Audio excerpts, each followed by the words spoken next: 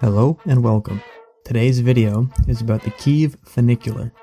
It is a steep slope railroad that connects Old Kyiv to Podil through Volodomyrska Hill.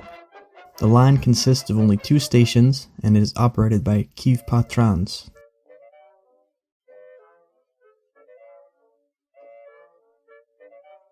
The issue of travel between Old Kyiv and Podil has existed as long as Kyiv itself. For the longest time, the only way to get between the two was to hike up a steep hill through various small paths, a difficult task for anyone not in average physical condition such as the elderly. Near the end of the 19th century, ideas were being passed around on how to solve this issue, and eventually, after the success of the Odessa Funicular, which was opened in 1902, it was decided to construct a similar system in Kyiv. The idea of the funicular was put forward by Arthur Adolfovich Abrahamson, a native of Odessa. He was educated on railroad engineering at the Zurich Polytechnic Institute in Switzerland and at the Institute of the Corps of Railway Engineers in St. Petersburg, Russia. The stations were developed by Nikolai Pyatnitsky, and the railway structure was designed by Alexander Baryshnikov. The funicular was constructed from 1902 to 1905. The construction was paid for by the company Kyiv Trams, which was the owner and operator of all tramways in Kyiv at the time. The total cost of the construction was about 230,000 rubles.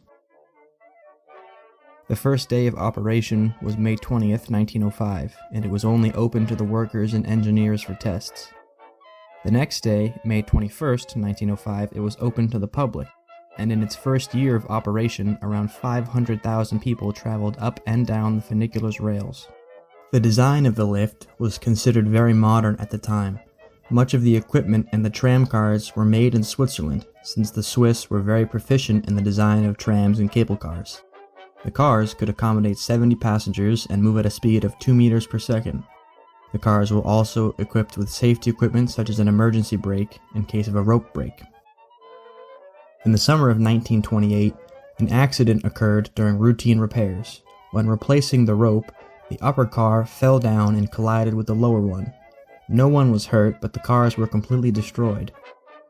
New cars were built by the Dombal plant, now called the Kyiv Electric Transport Plant, or KZET. These cars were semi-metallic in construction instead of completely wooden. At the same time, it was decided to carry out some modernization. A new lower station was built about 38 meters behind the old one, and new track was installed, bringing the total length to 222 meters. During this first modernization, the power plant of the funicular remained the same. The operation of the funicular was provided by 2 DC electric motors with a capacity of 65 horsepower each. The biggest change was the addition of a new braking system. This brake did not allow the cars to reach speeds higher than the operational speed, and prevented the cars from hitting the buffers of the upper and lower stations, and it could also activate automatically when a rope break occurred. On April 15, 1929, a special commission tested the new cars and the extended track. The car was released, and it automatically slowed down even with the rails being lubricated with oil. Passenger traffic on the new lift began on May 2, 1929. During the Second World War, the funicular worked occasionally. After the recapture of the city by Soviet forces, the lift underwent minor repairs and was put back into full operation on November 27, 1943. The second major modernization was started in 1956. Engineers from KZET designed new all-metal K56 style cars with a new body style of a semi-streamlined shape, automatic doors, and soft couch-style seats in the cabin. The new cars were placed on the rails and it was reopened for passengers on December 20th, 1958. In 1963 and 64, the third modernization took place.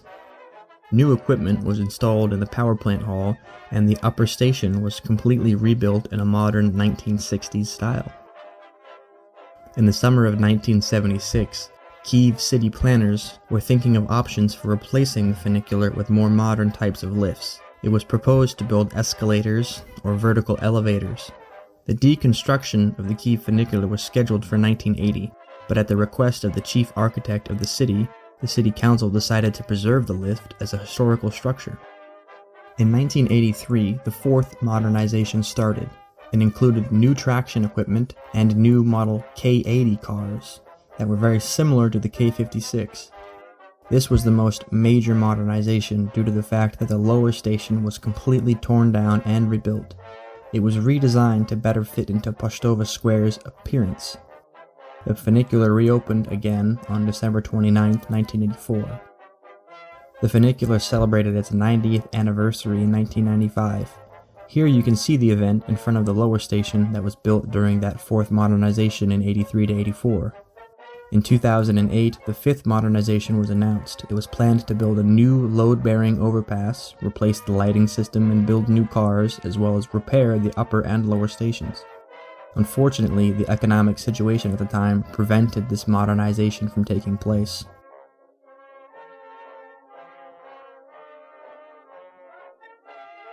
The Kyiv Funicular is a fun and short sight to see. The journey up or down only takes about 3 minutes, and it offers good views of the Dnieper. The cost of one ticket is only 8 hryvnia, which is about 22 American cents. I would definitely recommend visiting the iconic funicular if you can, especially since after watching this video and learning of the history, it should be more interesting than just a tram that goes up a hill.